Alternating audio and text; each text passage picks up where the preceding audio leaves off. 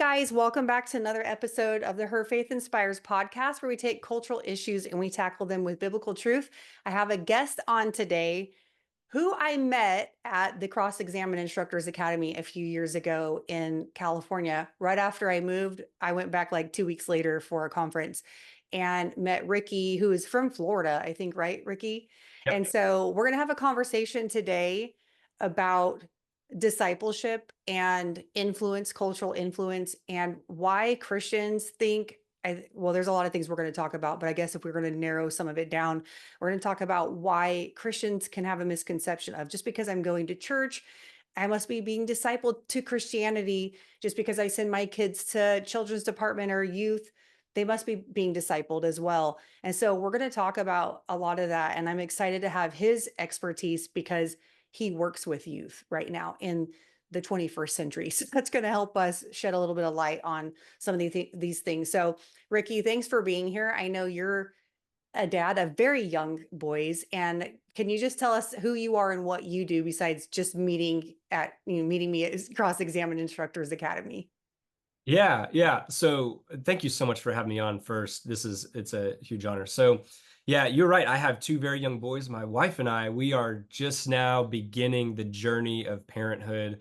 We have a 2-year-old and a 9-month-old. And so we had them pretty close together, which has been a wild ride. But it's been great. But yeah, we're down here in South Florida, and I've been working with youth ministry with students for the past 10 years. And so it is the joy of my life to be part of God's ministry, and to be able to work in next gen ministry has just been a great honor. And I've seen a lot of it change in the past 10 years, but it's what I love to do. And I'm just grateful to be able to talk to you today about some of this stuff. Yeah, I'm excited that you're here. And what's impressive to me is that you're a youth pastor, but you were at the Cross Examine Instructors Academy. And I don't know that we have a lot of senior pastors learning apologetics and then youth pastors, because we're going to talk a little bit about Barna's statistics today. And I do throw those statistics out a lot on my podcast because I love to discuss like worldview formation. Yep. But he says like children's and youth pastors in the United States, only about 17% of them actually have a biblical worldview, Yep. which is really cool to see that you're one in that 17%, which is very low, unfortunately. But so my first question, and I kind of have to warn my guests sometimes because I find it interesting just to get like you guys interest me, your background and your expertise. What made you go to the Cross Examine Instructors Academy? Did your church send you? Did you ask to go? Did you go on your own? Yeah, well, I went on my own, and it all came from honestly a passion for apologetics. So when I was starting my undergrad many years ago, I actually sat under Paul Copan's teaching for a couple of years at Palm Beach Atlantic University. And I remember, if you don't know who Paul Copan is, he's a philosopher and apologist. I'm actually reading some of his stuff right now for some continued education I'm in, because I like pain. And so I sat under his teaching for a couple of years, and it really birthed in me this love for apologetics. And it's actually really helpful for my faith. Apologetics has been really fortifying for my faith, even to this day as a Christian. And so I pretty early on in my time studying theology, apologetics, and biblical studies, just knew that if I was going to be a Christian, then I needed to like know as much about this as I possibly could. And I wanted to be as helpful as I possibly could be for people who were like me as a teenager struggling with my faith. And so but that was years before cross-examined. And so fast forward almost 10 years later, I was wanting to continue my education. I had already done my undergrad. I was about to begin grad school, and found Cross-Examined online. I love Frank Turek's stuff. I love all those guys. I love their stuff, and just thought this would be a really cool thing to go be part of. And because I knew that if I wanted to eventually be part of that world, I needed to go and experience that world and rub shoulders with some of the best thinkers in this who are doing apologetics professionally, if I ever wanted to see myself in that world. What did you present on? I do not remember. I think Really? that I That's funny. I think that I did, my first presentation, because we did 2, I think my first presentation was on youth and apologetics. Oh, Um, cool. yeah. I like that you did I your I have own to thing. I have to be totally honest, I do not remember my second presentation. I do. No, but it was different. Like you didn't do the same Yes. thing. Yeah, I didn't do the Okay. same thing. So I I think the did the first. same thing, and I wish I would have done something more specific to like me and Mhm. what I do.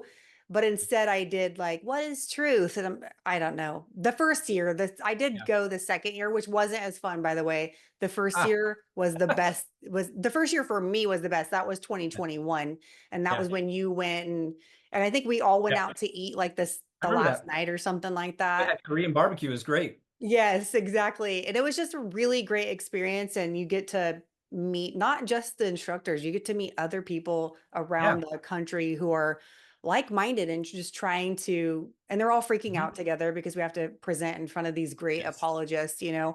But the Yeah, second year I did do something a little bit more specific to what I talk about. But either way, just my brain hurt yeah, after a couple of days and you're getting bombarded with tons of information. But I yeah, didn't expect to even be doing what I'm doing 3 years later. I was like, yeah, okay, I'm doing this now. That's great. But it yeah. was cool that you did that. Did you use your apologetic stuff with your youth too? Did you I mean, infiltrate that? what I did with, I saturated my youth, my ministry with apologetics before and after all of that. And Mm. so it was always a central part of what I did with with discipling students. So, I mean, we went through, I don't have enough faith to be an atheist. We went through tactics probably 6 or 7 times. We, Wow. we, we've done it all. Wow. Okay. I have so many questions about how that went, but I will get there because my first question to you is when we talk about disciple, I get a little bit nervous to say the word disciple to Christians because I Yeah. feel like they're going to be like, nah, like let me go to sleep now. This is boring because it's misunderstood. And we talked a little bit about that before we push record. Because what I've noticed online too is like when I would do reels for cross examined and we're talking about the kids' curriculum, people would get on there and be like, don't indoctrinate the kids or we're not disciples because we're not Christians. And I'm like, well, you are because Yeah. a disciple is a student. And so that's why I'm a little bit reluctant, like to just say the word disciple. I feel like it's got a bad rap, really. So would you agree that everybody's a disciple and being discipled, regardless of whether or not they go to church, even if Yeah. they go to church? Yeah, 100%. I agree with that. And it's funny you bring up that word indoctrination. If anyone asks me if I'm trying to indoctrinate my children, the answer is 100% yes, I am. Yeah.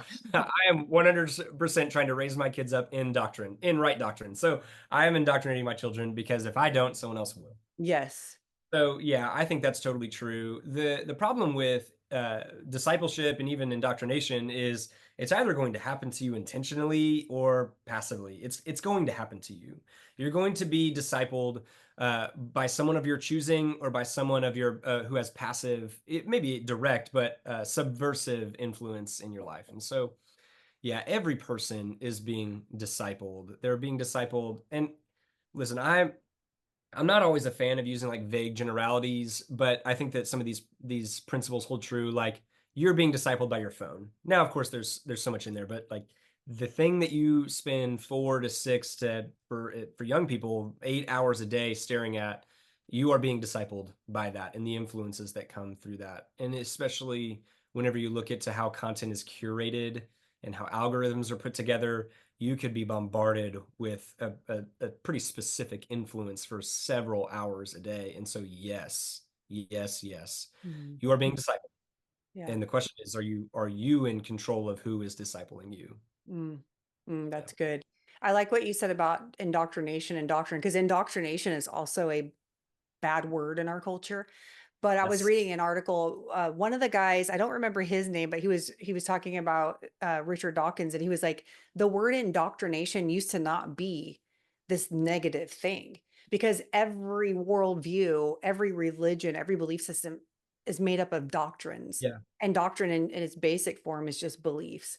And so, Yes. yes, we're trying to instill true biblical beliefs into our kids, so therefore they are indoctrinated. What you don't want them to be is brainwashed and taught something that is completely false or Yeah. indoctrinated to false beliefs. Yeah. I think a a successful tactic of the enemy is to stigmatize innocuous religious language. I Mm. think that, yeah, words like that, words like indoctrination is so stigmatized. Even discipleship is stigmatized. Like so many of these words that I think that's an unfortunate reality of the culture that we're in that we have to figure out. But funny enough, I try to lean into it and try to correct that bad thinking as much as I can because I don't want to concede ground to those who want to stigmatize language that I think is actually helpful in what we do. Ooh, I like that. That's good.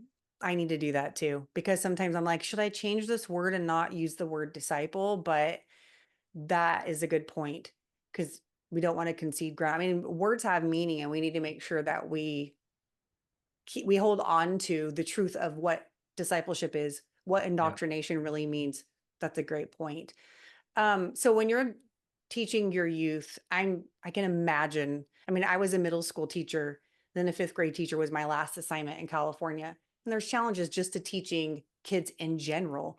So what were the challenges that you faced as a youth pastor to students that you only had for, let me just be really generous and say a few hours a week?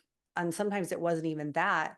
And how did you, like, were you intentional about, like, I know you're intentional about what you taught them, but did you have discipleship on like the forefront of your mind?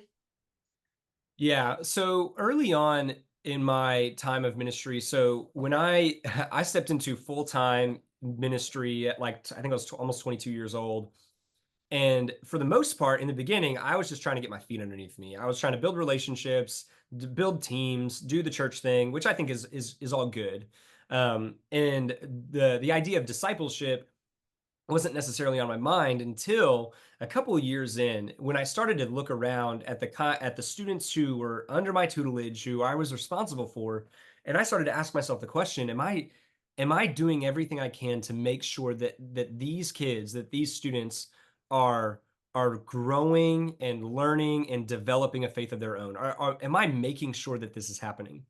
And it caused me to have to reevaluate a lot of my tactics, what I a lot of my tactics, my approach, how I honestly, like how I categorize my students, Mm. it caused me to change a lot. And I looked after, I mean, relatively speaking, a larger ministry of a few hundred students on a weekly basis. And so everything from the structure of how we did ministry was something that I had to begin to think really deeply about. Now, the thing on the front of my mind became discipleship. And so when I began to think about discipleship, especially from the perspective of discipling young people, I had to really think about categories of students. And so one of the first challenges that I realized, and this is to kind of backtrack a little bit, is that, and you kind of hit this, it is impossible to disciple students effectively for only a couple hours, maybe say a Wednesday night. That's what we were doing. A Wednesday night, a few hours, and then we'll see you next Wednesday. You were not having much impact. Yeah. There would be the few that would connect really well, and you would have some impact in their lives. But if you wanted to actually see significant lasting impact, you needed to have so much more than that. And so, back to what I was saying, I had to really think differently about discipleship and the categories of students that I had, and in that really address some of the struggles that I was experiencing. So, for one, you have the kind of student are the kind of young person who comes through your doors and knows nothing of Jesus whatsoever. And I am so glad that they are there. I saw my ministry, and I keep saying my ministry. I hope that that doesn't sound. No, I know what you mean. Yeah. Yes. Okay, great. God gave you that ministry. Yes, yeah, yeah. The ministry I was looking after, I saw that as an evangelistic opportunity for lots of students to come in and hear the gospel. Um, so those students who knew nothing of Jesus were, of course, welcome to come in. And then you also had the students who were sort of nominal in their faith. They were Christian adjacent. They would even say that they are Christian, but they don't display any habits, any attitudes of being a Christian beyond the self-identification and the church attendance. That's it. And then you had the committed Christians, who were the students who attended with their families, read their Bibles, abstained from the big sins. They attempted spiritual disciplines. They did that. So you think of the categories of students in that way, and then you tailor your approach. And I tailored my approach of discipleship with those people, with those categories in mind. Mm. And so the challenge became, how can I disciple a group that has all of that in it? How am I able to do that? And it wasn't easy, and it's certainly still not even easy to this day, to kind of tailor a ministry to the specific needs of different kinds of students.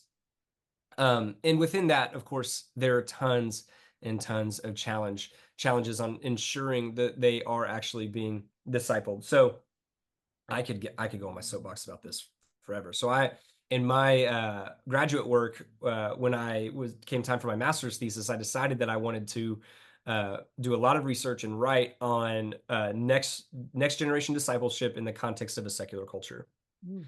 Uh, that's what I wanted it to be about. And I used a lot of work from like Impact 360, um, their work, and Barna research, and One Hope has a youth culture report that I pulled a lot of stuff from. And really it came down to this idea that I needed to make my discipleship program a holistic program. So, and this isn't very new to anyone who's done any thinking about discipleship, but how am I able to disciple a person holistically? Uh, because we were really, really good at getting kids into the door and caught and helping them to love being at the church. But that's not discipling a young person. It's just not. I've heard it said before that what you win them with is what you win them to. Uh, I love that that's becoming a common phrase. Yeah. What you win them with is what you win them to. And I was winning a lot of students with the excitement and the fun and the attractional nature of the ministry. But I wanted to have a more holistic approach of making sure that I wasn't just helping them to love the faith, but I was helping them to know the faith, and I was helping them to do the faith. Mm. I think a lot of youth ministries, even today, are still running the 2006 play, the early 2000s play of youth ministry, where you get kids in the door, you get them to love the church. And when I say love the church, I mean like love the program of youth ministry. But you're causing kids to have even passionate hearts but empty minds, and that's not discipling. So you Yeah. need to disciple kids and even just people holistically. So if I only had a few hours a week, how am I able to holistically disciple kids? And uh and that, oh my gosh. So I had to think of my categories of students. The committed, the nominal, the non-Christian, that those categories actually come from One Hope's youth culture report. Um, and I would pull in all of the students who I knew were committed Christians, and I would try to get them as close to me as possible. And even if that meant like having a smaller group of students who I was discipling, because I wanted to give them all of the tools that they needed to help build the ministry alongside me, those who were interested in doing that. And then I needed to cater my ministry program to those in the middle. Not it couldn't be purely evangelistic, because I wouldn't be putting on a program that the committed Christians wanted to be part of. So I had to cater it to the middle. Was I teaching something deep? Was I offering enough stuff that was engaging their minds? And if I did that, then I would see those who were on the fringes kind of take steps closer, and I would see those who were committed grow even deeper. But the challenge, of course, was doing that with just a few hours a week. And so you need more than one touch point during the week. Absolutely. We would try to implement what I would call intergenerational ministry. So does every kid who attends my program have an adult who loves Jesus, who is checking in on them on a weekly basis? Doing groups is not a new thing in church. But what I wanted to make sure I was focusing on is that it was intergenerational. Were there parents or even seniors who were involved, who were investing in the next generation? It wasn't just young adults, 20-year-olds, it was the 30, 40, 50-year-olds. And this intergenerational ministry actually created a lot of value, because you had people with actual wisdom who were investing into the next generation. And so when it came to multiple touch points a week, teaching kids theology on the weekends, taking them to apologetics conferences like the Maven Youth Conference that's really good, or Stand to Reasons conference, taking them to those programs. You've got to do more than just the one night a week program, or you're just going to lose the battle every single time to schools, to social media. If you're doing the bare minimum, you're not going to see kids get discipled. And so I say, I get on my soapbox for a few minutes to just give you that point. No, that's great. So also, would you say that that is also something that adults in the church need to consider too? Because they're getting, instead of it being a Wednesday night, it's a Sunday morning. Yeah. And the structure of that service, Wednesday to Sunday, might look a little bit different, but it's still going to be a Bible lesson, you know, coming from a leader within the church. Because the reason why I'm asking this is because, again, there's not a lot of adult disciples in the church. You know, the church isn't making disciples across the board, not just within children's and youth ministry. So there has to be a model for the church as well that goes beyond a Sunday morning where they can say, how am I plugging in these adults and making sure that they are also being discipled? Would you agree with that or no? Like, do you think there has No, to? yeah, I totally agree. Like the model of discipleship, holistic discipleship that I advocate for is for everyone. Certainly, I think the challenges are different based on the generation that you're applying it to, but it is certainly the same. If an adult is going, I take some of the context that I know best, but if an adult is going to church only on the Sunday morning, getting their fill in worship. What was it? I really despise the language of going to church to be fed. Mhm. I I despise that language, Well, because because it's it's a just yes. consumer only attitude. But it is so common, and but Yeah. that's the perspective about church. But if an adult goes to church, gets fed, and has their worship, a good Bible teaching, and then they go home, even if they go home to live a pretty normal life. They're not, doing terrible sins. They're not drug addicts. They're not abusers. They're not any of those things. They're not doing those things. That doesn't mean that they're being discipled. It just means that what we're doing is creating consumeristic cultural Christians. Mhm. They also need that. So, like my mom's church in Oklahoma does Sunday night Sunday school. Like they do Sunday night service, um and I think that churches need to bring that stuff back. I think that churches need to, and I say this as someone who is a pastor, and it's like, yeah, put more work on my plate. But if it's for the purpose of discipleship, which is really important, I think that it needs to be done. I think that churches need to have their doors open more often, and need to offer these things to people, who are really hungry for that discipleship, and communicate the need for people who may not see it as important. So I think that adults suffer from it just as much. And I think that it's a result of turning the church into a consumeristic venture. And that language of being fed has become so common in the church today, but that doesn't come from outside the church. That comes from within it. Yeah, And I think that's something exactly. that the church needs to reckon with. Yeah, and I think that another reason why it's dangerous is, and I realize this even through looking at the parable of the sower in Mark 4, where Jesus is talking about, he says, hear or listen in that, like, not even the full chapter, but within that parable, I think around 13 times I went back and counted, hear or listen. Because I used to think it was about, oh, the seeds in your heart, the condition of everybody's heart. And I was like, well, if you can't help the condition of your heart, then of course you're going to not receive the word, or the cares of this world are going to choke it out. But I think what Jesus is saying is, he goes on to say towards the end of that parable, be careful how you hear then. And when we go and think, well, feed me and I'll let you know if it's a good meal, if I like the way that you preached today, or if I like the message, and if you don't feel Yeah. fed when you walked out. But it's like, but are we listening to the word because it's the word of God and because we know God is speaking through that message, using that pastor if he's exegeting the scripture properly and things like that.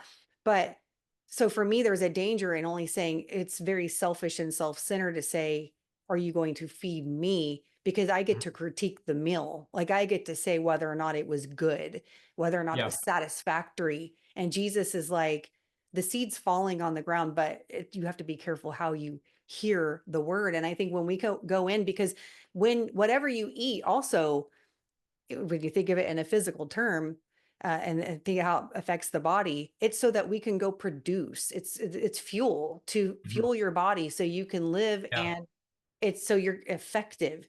And that's Mhm. what Christianity should be. It's a consumer producer. When I consume the word of God, I can then go and make disciples. I can produce disciples. I can, produce the word in action and in speech. So that's why I think there's a danger in it too. And I love that you said that. I think it's the teachers. I really do. I think it's the people who teach often that see and find that language and say, oh, wait, that's not right. Because as a student, you also have a responsibility. And if you're just going to say, am I fed? Then you're not taking responsibility as the student. Yeah, and I think that it goes back to your original point that most people just don't see themselves as disciples. That's not what they see themselves as. And I think that a lot of that comes from a disappointingly I'll just say it like bad perspective of what the church is for. I think that a lot of people have lost the the truth of what the church is actually about, what the church is for, what the church was instituted to do. It was not supposed to be sort of this broad consumeristic venture that where people come and be fed, where people come and just receive and receive and receive, and then go home to until they're depleted again to get filled back up again. It's just not what it's for. And if we're talking about equipping the saints for the work of the ministry, then that even like cancels out this. You've heard this phrase before. The church is not a what is like the. It's not a country club for saints. It's a hospital for sinners. I knew you're going to say it. And I totally I get the heart behind that phrase, but the church is not a hospital for sinners. I The just said church. it last night. Oh Oh, you my did? God. Yeah. Yes. I was talking to my husband. I'm like, that is so wrong. Like you did. Yes. Okay. Go ahead.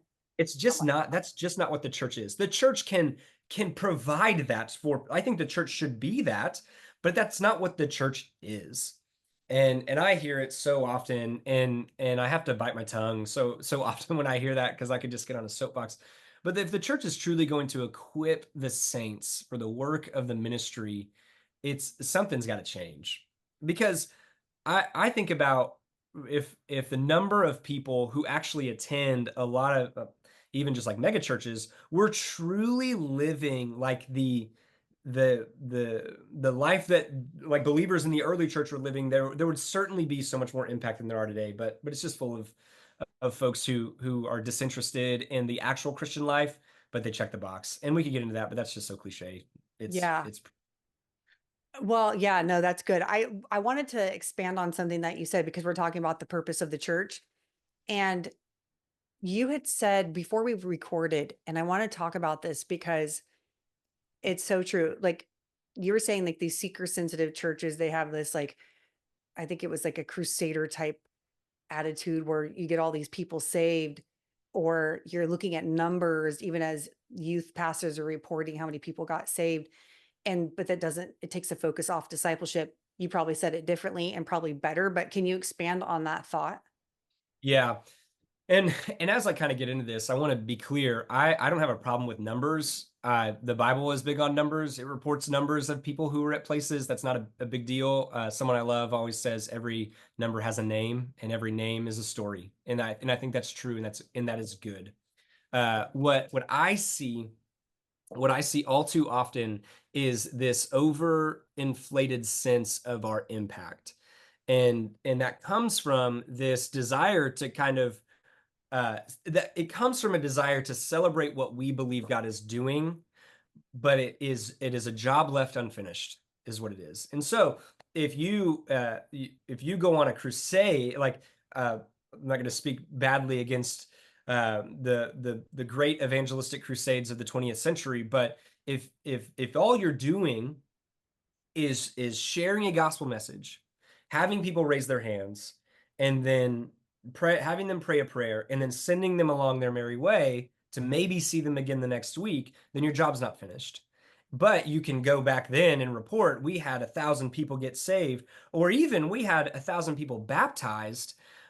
whatever, but you don't do the work of discipling these people, then you're failing. Like you're failing at making disciples. That is only part of the job that the church is supposed to be doing. Yes, we should preach the gospel. Yes, we should baptize people.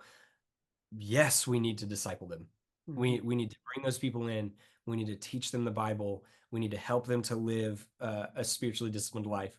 And the problem is we love reporting the big numbers, but we don't like the long grind of discipleship. Yeah. Discipleship is a long game. Mhm. And when somebody gives their heart to the Lord and you get to be a part of that, it does seem like, oh my gosh. And it's something to rejoice. I mean, we should celebrate that. We should be like, thank you, Lord, for letting me see this. But that, like you said, we can't walk away and be like, all right, see you in heaven. I mean, they have a life to live here. Yeah, And no, yeah, go ahead. and I'll be honest, I've been guilty of that. Like early Oh, on me too. in ministry, I've been guilty, Lord forgive me, of celebrating the number of hands raised in the room and having no process whatsoever of helping these kids take their next step of faith. I would say, all right, like praise God for what he did in this place. If you raised your hand tonight, just come back next week. And and then that was it. And I look back honestly with a degree of like guilt, thinking, man, I did a disservice to those kids who some of them probably made took a step that night, but there was nothing in place to help them along. No one there to grab their hand, no one there with a ready process of helping them to learn more and grow more. And so I think I said this earlier, but I tried to get better at discipleship, and so began to build processes in place for students who wanted to grow and learn more. And I think that needs to exist for adults as well. Yeah, I agree. I think sometimes you have youth ministries like yours um and thank God for you and your ministry over there in Florida and the kids that get to be a part of that because you're very intentional. And that is an aspect, it's a component of discipleship. Intentionality, you have to be intentional if you're going to teach and make disciples. Jesus was, he chose the 12 and he took them with them or took them with him on his missionary journey or his, his whole ministry. And then Yeah, he immersed them into his teachings because they were a part of the teaching, the miracles, the whole life that of ministry for that 3.5 years. yeah, And so that is a component of discipleship that the church needs to understand. We have to be intentional and think about this. I'll say student, even though I mean person who's coming into the church doors, yeah, even on Sunday. But we have to think about that student throughout the week and say, how do I get them to read the word? How do I get them to be students of the word on a daily basis? How do I get them to be intentional? Because it's often the teacher that is very intentional. It's rarely the student who thinks that he has to be. yeah, And that is, I've had this misconception as a fifth grade teacher. I would always tell my kids, look, if you don't understand, it's my job to teach you. And I really do feel that way. It's my job to make sure, how do I say this differently? How do I teach their learning style? But then I would mhm, say, but if you're messing around when I'm in the middle of a lecture, I'm not, that's on you. yeah, And so I would always tell my kid, like, you have a responsibility to pay attention here. Because a lot of times the kid, and I've done this as a student, walk in and be like, what are you teaching me today? What am I going to learn? What do you want me to do? What's my homework? yeah, You know what I mean? Like, how am I going to get a good grade? And you place all the responsibility on the teacher, yeah, but we have to get our students, the people in the church, we have to get them to be intentional about their discipleship. And sometimes people think, well, I'm not being discipled by my phone. Like you said, you got to be careful how you say you're being discipled by your phone. Well, like you said, the statistics are these teenagers are on their phone about 8 hours of the day. So if yeah, they're a pie chart, sleep, school, if they're going to school, phone. Well, they're immersed into the phone and they might think, well, I'm just scrolling. But the yeah, person who created that content was very intentional. I know because I create content all the time and yeah, have to think about what I'm going to communicate. So the producer of the content is intentional. You yes, might not be. yeah, yeah, absolutely. And I hadn't really planned on saying this, but like I want to. This is for me. I want to be careful sometimes about my expectations of people. So I don't think that every person is going to be armed to the teeth with apologetics and good right doctrine, and like not everyone is going to be that and ready for every moment. Like some people just have other things they're doing. And I think that the better, at least for me, when I think about this within the context of discipleship within a whole church, like the better thing is just to make sure that you are presenting your people with the tools that they need to live a godly life wherever they are, Mm, and to give people who want more the more. yeah. Because what you don't want is for someone in your church to be like, I want to learn more. I want to go have a voice. I want to stand up to the culture, and you have nowhere to point them, or you have no resources for them. You want to be, and this is and to go back to what I was talking about with like the ministry that I looked after is I wanted that if a student came to me with that kind of attitude, that I was ready for them and I would give them more than they asked for. Mhm. And I think that there's gonna be the mom who's like, I'm not thinking about these philosophical arguments.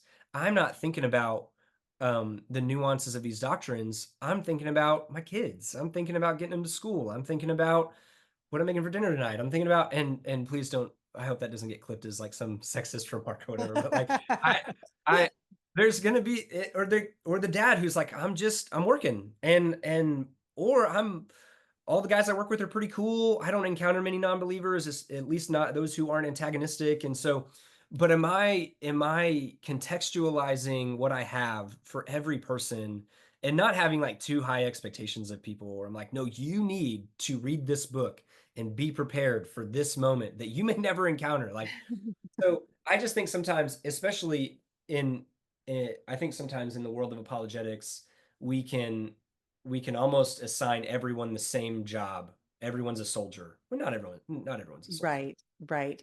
No, that's a good point too. And even if you're just, I mean, my somebody in my family was saying, I don't know all of that stuff. I don't know how to learn. I'm like, you don't have to. Just read your word, know what the Bible says, and cultivate your relationship with God, and God will take care of the rest. Like if we're really seeking if we're seeking the truth, that's really all we have to be truth seekers and have a relationship with the Lord and be in his word. He's Right. going to take care of it. Absolutely. Yeah. One of my best friends, he and I have had conversations about this. And there was one conversation we had where we were talking about apologetics or something. He's like, I don't need that. That's what I have you for. He's like, that's what I have you for. He's like, he said, Jesus loves me. This I know, for the Bible tells me so. I'm good. And Yeah. he looks after a really successful, thriving ministry that does international missions work. And he's like, I don't need that to do what I do well. And he's like, if I have someone who has a question, I'll give you a call. Yeah. And that's not wrong. Right. Um, I think if we try to hold everyone to the same expectation for some of these things, then really what we're going to end up doing is just alienating folks, Yeah. uh, or being a noisy gong, I think Yeah, sometimes. exactly. No, that's good. And I think too, sometimes we have to remember that I look to the average person, the average student, the one who doesn't need the doctorate and is not trying to get one. They don't want to go and have to go back to college to survive the culture. They just want to have the proper resources if their kid comes home and says, hey, how do I handle the transgender issue? Sometimes Yes. you take it topic by topic. You don't need to just go research it all now. I'm not real keen on the cosmological argument because science isn't really my thing, but I like to know the basics of it. Yes. But sometimes the basics are all you need to build Yes. on. Yeah, for sure. And I think giving someone a well-cultured palate of theological language is good. Even Yeah. if they don't have to use it, I think that it's good for everyone's faith. Uh, what I'm not saying is, hey, most people aren't going to care about this stuff, so don't do it. What I am saying is, don't expect everyone to charge the mound like you may, or like I might. So, but where this gets interesting is what do you do with the people who are passive to the point where they will believe anything, Yeah. or where they'll confuse or mix up what they believe? How do you as a disciple maker piece that apart, and how do you do a good job at combating the culture, and not even just the culture, but even like demonic influences through New Age and all that? Like, what do you do about all that? Oh Yeah. gosh. What do you do? I mean, how do yeah, those are the challenges that we face in the church too. So that's hard when you're in leadership and when you're in the position that you're in. A lot of times people who just go to church don't have to think about some of those things if that's not the the environment that they're in, that's not something that they're dealing with. Mhm. So that is tough. Um, I think it sounds like you do a lot of George Barna studies, or you look at his research, the American Yeah, I try to be up to date with his research and like I said, I think Impact 360 they do some stuff. One Hope puts out their global culture reports that are really helpful, and I use a lot of their language as well. Yeah. Well, I do. I love to read his American Worldview Inventory. I think you can get it for free at Arizona Christian University's website, but I like to buy them from Amazon and just kind of highlight and go through them. Um, he says the major worldview in America is syncretism, where you're taking like all of the different beliefs from different worldviews and you infuse them into just like this. You get to make it yourself, like, oh, self-made worldview, I get to believe karma and I get to believe in Christianity and whatever else I want to. What do you think, or what do you see are the influences causing Christians to believe that they can believe in God and maybe some new age?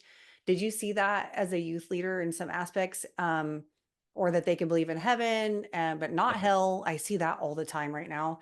Yeah. So, and that means they're excluding some of the things from the Bible. So that's an issue that we have where you're not, we're trying to disciple, which I always say, or what I'm studying right now is the fact that when you're looking at a biblical worldview, forming a biblical worldview in somebody's life, you can only do that through discipleship. Like that's how the worldview is formed through discipleship, whether it be Marxism, whether you're discipling them to, Mhm. Islam or Christianity.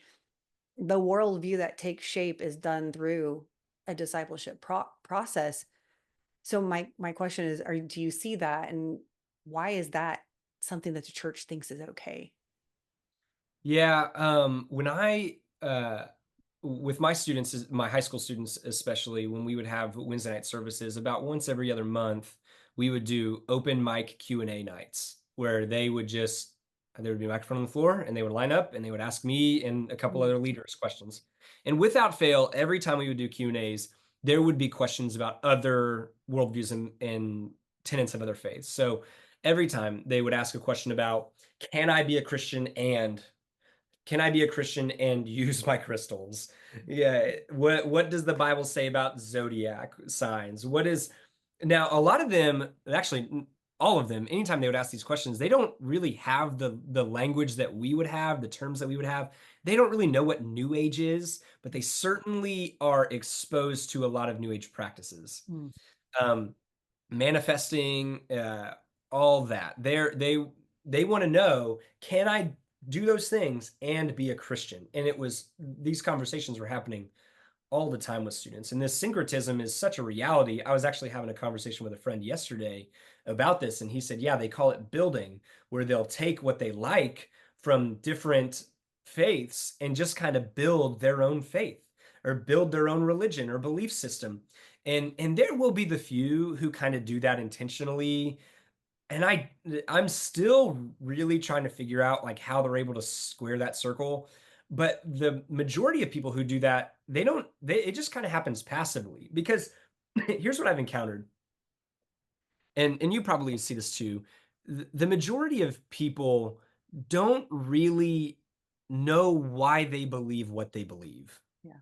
They don't. And I don't say that to say that the majority of people are dull or unintelligent or whatever. I just think that most people aren't thinking deeply about what they believe and why they believe it.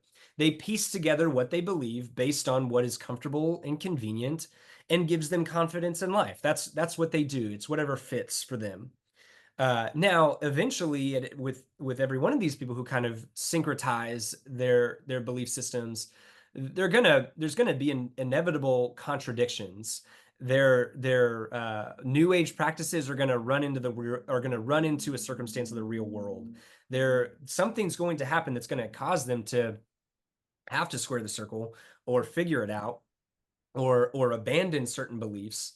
But really, I think it just comes from this passive attitude of, we're kind of indifferent to religion as the institution or as this structure of beliefs altogether. So I'm just going to kind of believe what I want to believe, how it helps me today.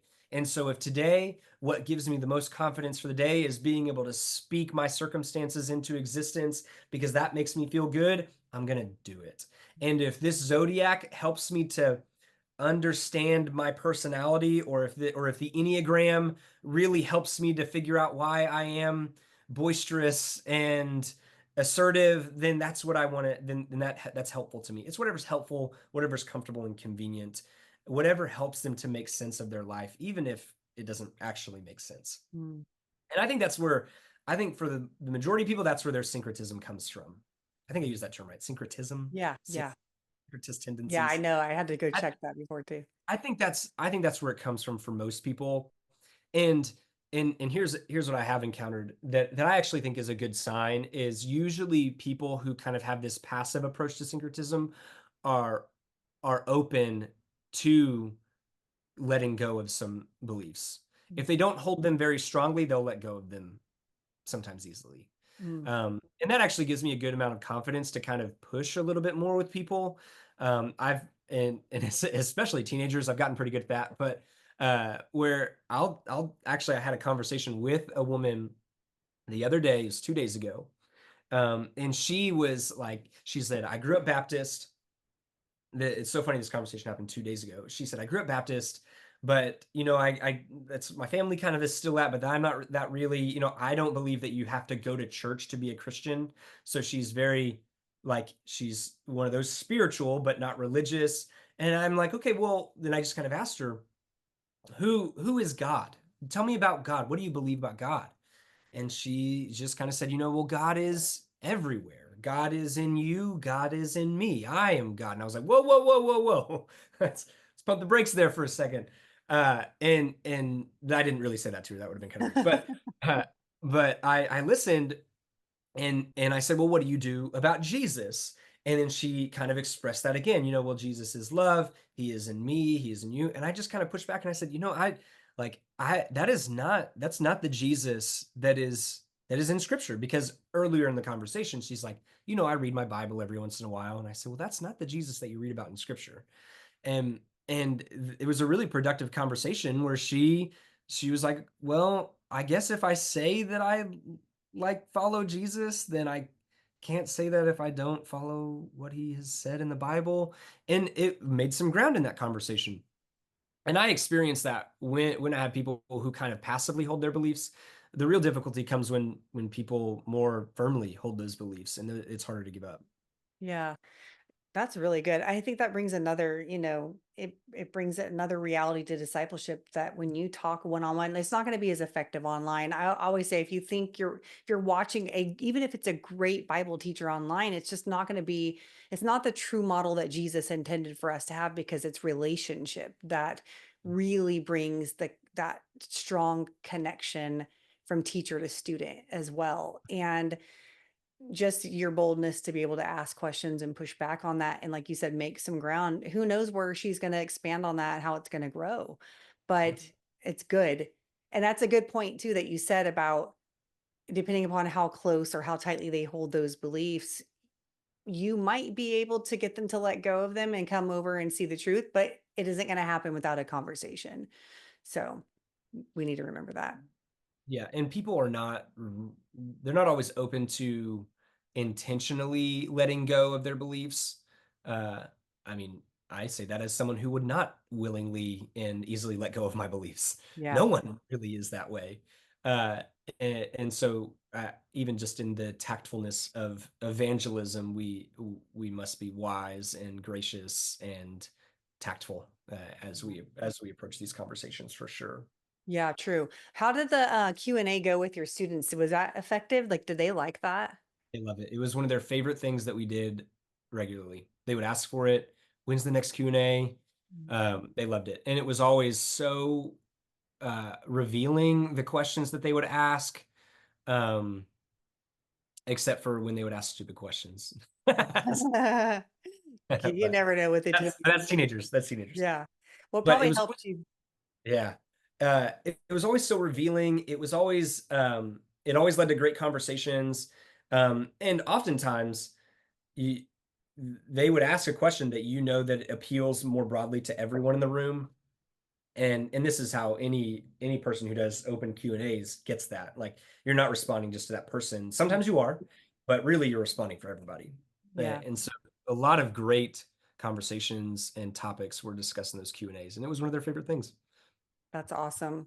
Well, my last question is, what do you think we as the church, people that are listening, part of the church, need to realize when it comes to making disciples today and thinking about discipleship within that broader context of, we're not just being discipled if we go to church or we call ourselves Christians, especially if they have kids, because a lot of parents are worried about their kids these days and what's influencing them and shaping their worldview. Yeah. So what does the church need to realize about discipleship and making disciples today? Um, one of the first things I think that churches need to realize is that this part of the 21st century is different from the earlier part of the 21st century. It's just different. The culture of 2024 is so drastically different from the early 2000s. And I think, and what I have seen is too many churches, and I even speak in the context of youth ministry, are running the early 2000s play. They're still doing it. And the one a guy I love to listen to talks about how if we are stuck in that, if we are stuck talking about the same things that we were talking about forever ago, or the way that he puts it is like um it's our approach to the world. We still kind of assume that Christianity is the widely accepted worldview when it's just not. And so if you approach your ministry as though when people leave the church, they're going into a friendly world, if that's how you approach discipleship, you're not setting your people up to win. You're not. And so you have to almost have this negative view of the world, and that because it's more realistic. So I think that churches need to first realize that 2024 it is different today. Even since post COVID, it is different. And you need to get with. I hate saying it like this because it sounds kind of mean, but you need to get with the times. I think also pastors need to think about holistic discipleship. I think that there are churches who do a fan. There, a pastor I like listening to talked about how there are there are different kinds of churches, and he's like, you got the secret churches, you've got the doctrinally solid churches, you've got the Pentecostal charismatic churches, and they kind of operate on this spectrum, and the secret churches are phenomenal at getting people in the door, and they're pretty dang good at getting people saved, but they're not super good at getting people discipled. And you got the doctrinally deep churches who are doing an awesome job of teaching people rich theology and are the almost the they are the defenders of right belief, but they're not having a lot of fun, and they're not getting a lot of people in the door. And you're seeing a lot of these churches die. And then you've got the churches who are I forget the way that it's put. They're so spiritually minded that they are of no practical help. They're so spiritually minded that they're of no worldly help. Mhm. Uh, and I think that churches and pastors need to almost have a more holistic view of discipleship, in that are we doing a great job of getting people in the door to love the church and love being part of the church, building great community within the church, having fun in the church, like doing good work within the church, serving, making an impact in your community, but are we also developing their minds? You you cannot send your people out there with passionate minds or passionate hearts but empty minds. You can't do it. You shouldn't do it. So are we giving them opportunities to develop their faith through classes in apologetics and theology? And are you raising the biblical literacy of those within your church? Can you do a survey of your congregation and see that the majority of them know their Bible ABCs? And if not, that's your responsibility as the shepherd of your flock to do that. So are you giving them Are you giving them opportunities to love the faith, know the faith, and do the faith? I really believe that if churches were to embrace a more robust and holistic view of discipleship, we would see more people being activated, more saints being equipped, and we would see a tide turning in what I see is honestly like a losing battle in the church. More and more and more people flocking away from the church because it's become irrelevant. Yeah. And I think the biggest threat to the church today is not hostility, it's indifference. It's not people who are hostile to the church, it's people who are indifferent to it. The You see throughout history what happens when the culture is hostile to the church. It grows. Yeah. It does not stop. But I think that indifference is something that's a bit different. And I think that that's what we see. That's what we've seen in other cultures in other parts of the Western world. Is that the church just became irrelevant. Mm. And if we don't holistically disciple people today, it's going to become irrelevant here. Yeah. Really quick, can you just say what you mean by holistically? I'm thinking Matthew 22:37, love the Lord your God with all your heart, soul, mind, and strength. It's the whole person. Um, Exactly. okay. Yeah, I think that's right. We love the Lord your God with all of your heart, your soul, your mind, your strength, with all of your heart, the seat of who you are, of who you are as a person, what makes you you. Do you love God with who you are? Do you love God with your mind? Is your mind being developed to know the things of God? I mean, I've given the illustration 100 times before. Like if I said that I loved my wife, but I couldn't tell you anything about her, you would doubt my love for my wife. Like if I couldn't tell you her personality, her character, her habits, her quirks, her tendencies, if I knew nothing about her after I've only been married 8 years, so I'm still kind of on the front of this, but like if I still knew nothing about her, you would doubt my love for her. So are we helping people to love God with their minds and with their strength? Are we giving them things to do for their faith? We had hurricanes blow through here um, and crazy enough, it wasn't just the hurricanes this year, but it was the tornadoes that spun off from the hurricane. It was unbelievable. We had a tornado like 3 blocks from our house. It was really Mm. scary. I'll tell that story sometime. Um, but there was a community up north, a county north of here, that was pretty destroyed. Who came through for them? It wasn't FEMA. It was a church. Yeah. Church Yeah. came through, and weekend after weekend, even still, like several weeks later, the church is still showing up for this community and coming through. Like it. So, is the church doing that as well as building the mind, inspiring the heart? Are you giving great opportunities for all of those things in your church?